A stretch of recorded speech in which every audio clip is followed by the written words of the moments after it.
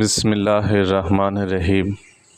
حضرت انس بن مالک رضی اللہ تعالیٰ عنہ سے روایت ہے کہ نبی کریم صلی اللہ علیہ وسلم نے فرمایا کہ جب اللہ تعالیٰ اپنے کسی بندے پر کوئی نعمت بھیجتا ہے تو اس پر الحمدللہ کہتا ہے، اس سے اور نعمت اللہ تعالیٰ اسے اور بڑھا کر عطا فرماتا ہے۔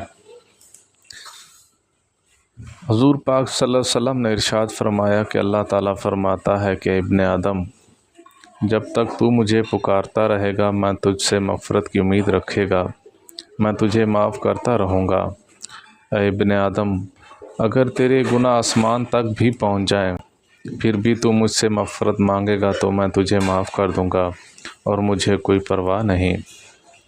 حضرت ابو ہریرہ رضی اللہ تعالیٰ عنہ فرماتے ہیں کہ نبی کریم صلی اللہ علیہ وسلم نے اللہ تعالیٰ سے فرمایا ہے کہ جب کسی مومن بندے کی کوئی محبوب چیز اس دنیا سے اٹھا لیتا ہے پھر وہ ثواب کی نیت سے صبر کرے تو اس کا بدلہ جنت ہے۔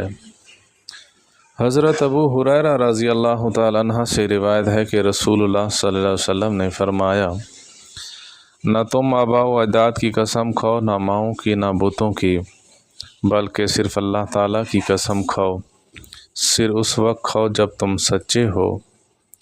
حضرت عبداللہ بن عمر رضی اللہ تعالیٰ عنہ نے فرمایا کہ نبی کریم صلی اللہ علیہ وسلم سے میں نے سنا ہے کہ سب سے بہترین سلوک اور سب سے اچھا برتاؤ یہ ہے کہ آدمی اپنے ماں باپ کے دوستوں کے ساتھ صلہ رحمی کرے۔ اللہ تعالیٰ ہم سب کو عمل کرنے کی توفیق عطا فرمائے۔ وآخر دعوانا ان الحمد للہ رب العالمین۔